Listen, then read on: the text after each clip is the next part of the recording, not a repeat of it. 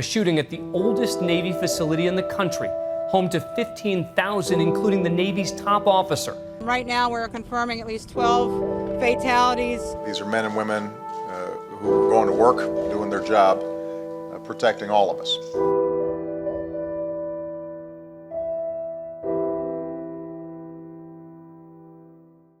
At District CrossFit Southwest, we're actually 2 blocks from the Navy Yard where the Navy Yard shooting happened. And so when it happened, we got literally shut down. We weren't allowed to leave or do anything. It was really scary and just it kind of hit home.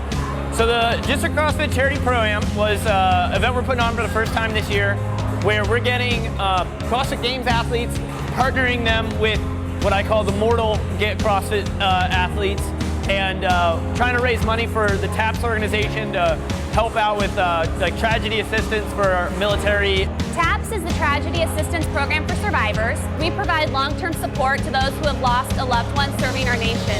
That includes the families who lost a loved one at the September Navy Yard shooting. We have been around now for 20 years. This is our 20th year. We've helped over 40,000 who have lost a loved one serving our country. I came all the way from Texas to support the Navy Yard fundraiser here. One, because I was here. This is my CrossFit home.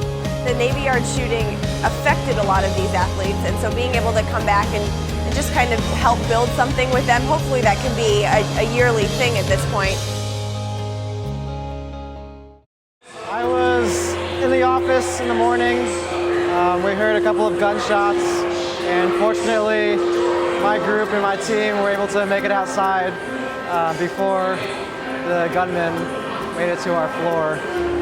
Unfortunately, there were other people in our building who weren't quite as fortunate. I know a lot of people that were stuck inside the entire time, and then also, as most people know, there were a couple of people that didn't make it out at all.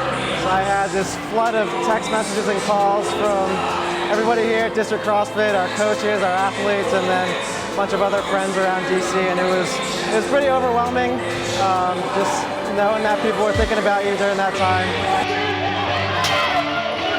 My dad and my stepmom actually work for the government in the naval industry. My dad's a naval engineer, so they work in the Navy Yard a lot, and so it was hit home close to them.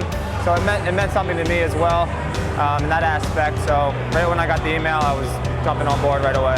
This was a great cause, a great chance to give back to the community, and I feel like that's just such a huge part of what CrossFit is about, like giving back to the community, the CrossFit community, and then just the larger community in general. It's just a fun, friendly event. You know, everyone's positive, everyone's pushing each other.